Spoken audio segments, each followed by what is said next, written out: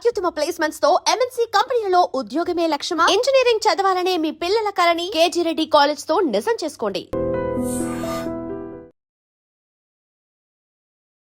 కాంగ్రెస్ పార్టీకి ఊడిగం చేస్తుంది మంత్రి వివేక్ ఊడిగం చేస్తుంది. It's shame.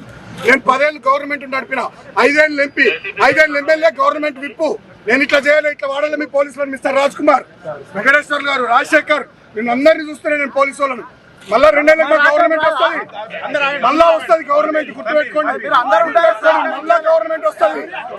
వివేక్ అంటే శాశ్వతంగా సార్. వివేక్ అంటే నేను కూడా పర్సనల్ గా నేను రెస్పెక్ట్ ఇస్తా. మంత్రిగా ఆయన చేస్తున్న రచకం కరెక్ట్ కాదు. చెన్నూరులో 11 వచ్చినాయి కాంగ్రెస్, నేను డిస్టర్బ్ చేస్తున్నాను 18లో. ఇక్కడ 22లో మాకు 14 వచ్చినాయి. Why is disturbing? డెమోక్రసీ ఉన్నట్ట సచ్చినట్ట. మీరు కూడా ఇంతకుముందు మా గవర్నమెంట్ డ్యూటీలు చేసిరుగా పోలీసు వాళ్ళు. ఇంత దుర్మార్గమైన పోలీసు వాళ్ళు మీరు కూడా మరి కాంగ్రెస్ బట్టలు వేసుకున్నారు. కొంచెం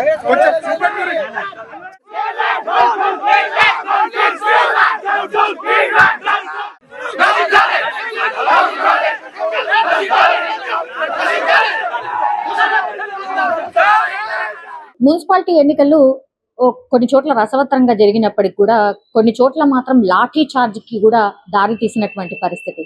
అట్లాగే కొన్ని చోట్లనైతే రాళ్ల దాడి జరిగింది, ఒకరిదొకరు కొట్టుకున్నటువంటి సిచ్యువేషన్. ఫర్ ఎన్ ఎగ్జాంపుల్ మనకు తెలుసు, తొర్రూరు కావచ్చు, జనగామ కావచ్చు, ఆ తర్వాత మనకి ఇప్పుడు కనిపిస్తోంది ఎక్కడ అంటే మంచిర్యాలకి సంబంధించిన క్యాతనపల్లి మున్సిపాలిటీలో కూడా ఒక రణరంగమైనటువంటి సిచ్యువేషన్ కనిపిస్తోంది.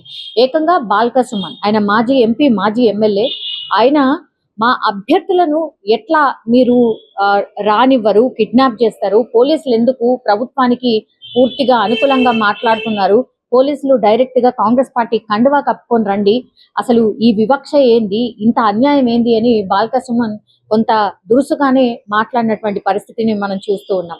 క్యాతనపల్లి మున్సిపాలిటీని ఎట్లాగూ దక్కించుకోవాలి అనే సంకల్పంతో అటు బీఆర్ఎస్ కనిపిస్తోంది, ఇటువైపేమో కాంగ్రెస్ కూడా కనిపిస్తోంది.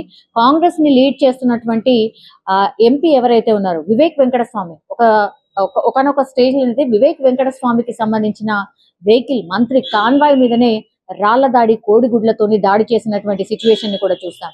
సో ఒక ఉద్రిక్త వాతావరణం నడుమ ఇప్పుడు క్యాతనపల్లి మున్సిపాలిటీలో మున్సిపల్ ఆఫీస్ కి చేరుకోవాలన్నా, లోపలికి ఎంట్రీ కావాలన్నా కూడా ఎవరిని, బయట వ్యక్తుల్ని ఎవరిని అనుమతించట్లేదు.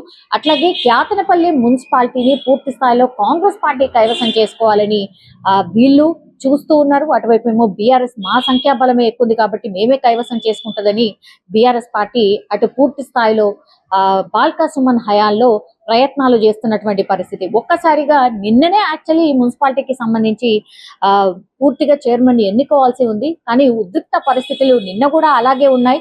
ఆ తర్వాత ఈ రోజు కూడా క్యాతనపల్లి మున్సిపాలిటీ దగ్గర అట్లాంటి పరిస్థితే కనిపిస్తోంది. పూర్తిగా మంత్రి కాన్వాయ్ మీదనే బీఆర్ఎస్ కి సంబంధించిన కార్యకర్తలు దాడి చేయడం, ఆ తర్వాత పోలీసులు పూర్తిగా ఆ మున్సిపల్ కార్యాలయాన్ని తమ ఆధీనంలోకి తీసుకోవడం, ఓన్లీ ఎవరైతే ఎన్నిక కాబడ్డారో వాడికి సంబంధించిన మెంబర్లను మాత్రమే లోపలికి అనుమతించడం, మిగతా ఎవరిని కూడా లోపలికి అనుమతించకపోవడంతో పూర్తిగా ఆ పరిసర ప్రాంతాల్లో 144 సెక్షన్ విధించడమే కాకుండా ఉద్రిక్త వాతావరణం నడుమనే ఈ రోజు నేను చెప్పినటువంటి ఈ మున్సిపల్ ప్లేస్ ఏదైతే ఉందో క్యాతనపల్లి మున్సిపాలిటీని పూర్తిగా కాంగ్రెస్ ఒక వ్యూహం ప్రకారం అయితే దక్కించుకున్నట్టు కనిపిస్తోంది. మంత్రి పొన్నం ప్రభాకర్ కావచ్చు, ఎమ్మెల్యే కవ్వంపల్లి సత్యనారాయణ రంగంలోకి దిగారు, కౌన్సిలర్లకు పూర్తిగా దిశానిర్దేశం చేశారు. దెన్ వివేక్ వెంకటస్వామి, అట్లాగే ఎంపీ గడ్డం వంశీ, 7 కాంగ్రెస్ కౌన్సిలర్లు అండ్ ఒక స్వతంత్ర అభ్యర్థితో కలిసి కౌన్సిల్ హాల్ కి అయితే వెళ్లిపోయినటువంటి పరిస్థితి. ఇంకోవైపేమో అక్కడ బలాబలాలు చూస్తే గనక కాంగ్రెస్ ఏమో 7+1 అంటే స్వతంత్ర అభ్యర్థిని కలుపుకుంటే 8, బీఆర్ఎస్ కేమో 10 మంది ఉన్నారు, సిపిఐకేమో 4 స్థానాలు సాధించాయి. సో దీంతో ఎట్లాగూ కాంగ్రెస్ పార్టీ మున్సిపాలిటీని కైవసం చేసుకునే ప్రయత్నంలో భాగంగా అక్కడ ఏదైనా చేస్తుంది అనేటువంటిది బీఆర్ఎస్ ఆరోపిస్తోంది. ఇంకోవైపేమో కాంగ్రెస్ ఎట్లాగూ క్యాతనపల్లి మున్సిపాలిటీని కైవసం చేసుకోవాలి అన్న ప్రయత్నంలో భాగంగా పూర్తిగా ప్రయత్నాలు అయితే చేస్తున్నటువంటి సిచ్యువేషన్ అయితే అక్కడ చూస్తున్నాం. సో పికెటింగ్ ఏర్పాటు చేశారు. ఎవరు కూడా మున్సిపాలిటీ కార్యాలయం వైపు రావద్దని ఆదేశాలు జారీ చేశారు. పట్టణంలో పూర్తిగా శాంతి భద్రతలకు సంబంధించిన ఇష్యూ కాకుండా పోలీసులు పూర్తిగా పహారా మధ్య ఇప్పుడు కేతనపల్లి మున్సిపాలిటీకి సంబంధించిన ఎన్నికనైతే పూర్తి స్థాయిలో కంప్లీట్ చేసే ప్రయత్నంలో భాగంగా అయితే పోలీసులు అట్లాగే ఆ మున్సిపల్ కార్యాలయం ఒక ప్రయత్నం అయితే చేస్తోంది. చూడాలి మరి ఎవరు ఎన్నికయ్యారు ఏంటి అనేది కూడా మరి కాసేపట్లో తెలిసే అవకాశం అయితే కనిపిస్తుంది.